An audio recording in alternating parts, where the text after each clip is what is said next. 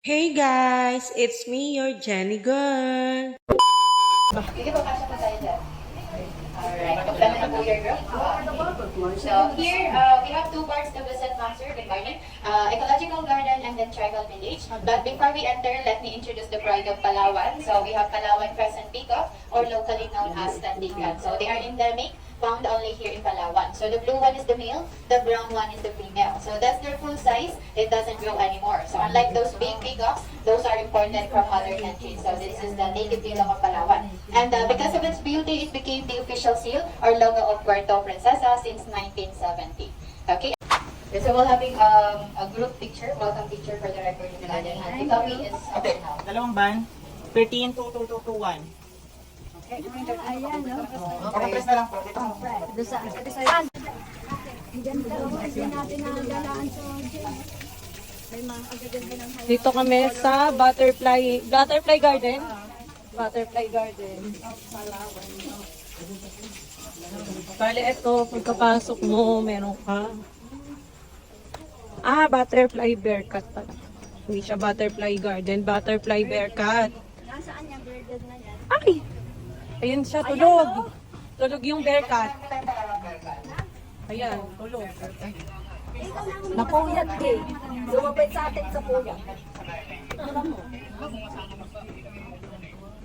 Pumunta ka ng personal. Ito ba, hoy,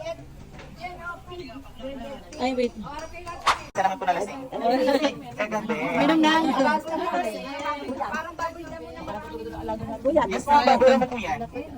Babura mo po yan na may balbas na puti. Yung babae at lalaki, kaya po sila tinawag na Palawan Variety. Sila po considered as pinakamagaganda at gwapo na uri ng baboy na model po sa kanilang mga balbas. Hindi po yung mamyan, pwede dito lang sa Palawan makikita. Mga Bearcat po sila po ay tulog, dahil mga nocturnal. Ayan po si po tayo dito sa baba. Bigay po po sa baba mga ma'am. Tribal Village. Tribal Village, second part po yun ng inyong tour. So, Okay. diretso pa tayo doon pa sa loob.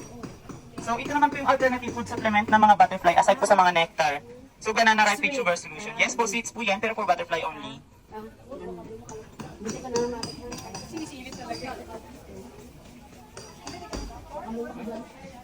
ko alam. So, dito na naman po tayong guppy fish. Ayan, gabi. Yes, yung makain po yung mga dead skin at kanyo.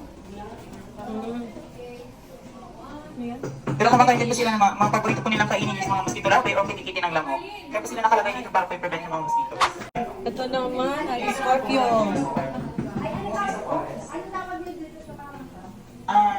Anak lang po yan? Yes. Ang tawag po namin yan is Malay Chinese Scorpion or yung pangalan po nila. Dahil yan po ay mga patuloy na Palawan po nun ay naging konektado sa Borneo through land bridge. O yun po yung tulay na lupa na nasira na po million years ago. So hindi po sila nakakalasan o nakakamatay pero may ganun po sila. Pagkamanda, katulad ng hanibising yung kanilang kamanda. Pwede po silang hawakan. Basta po hindi sila masasaktan, hindi sila mag-aatake. Kaya pwede po itong hawakan. Pero may tama pong paghawak kaya po may nakalagay na do not touch. Sa likod po yun ng sa ilalim ng buntot. Pagpupulutin niyo po sa lupa. Pero pag ilalagay lang po ililipat, pwede rin po ipatong na. May ako din video mo. Entomologist, maano dyan sa mga ganyan. Ay, nagmana sa'yo. Masali ako. Ikaw, Sang. Ayaw ni Sang. Ang tawag po sa kanila ay scorpions. Baby kasi, kumbaga sa siomay.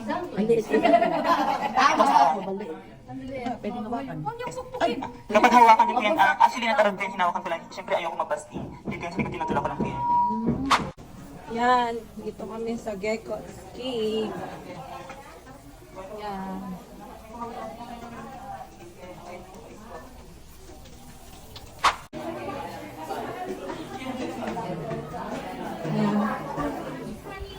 Ay, bongga. Souvenir. Mga souvenir. Dito po ay 350 pag isa ma'am. Pag dalawa po 300 nila each. Ay, ganda. Alamig ma'am. Yung most expensive coffee in the world. Kopi Luwak in other country guys, became special because the seated guys know how to choose the perfect blend beans.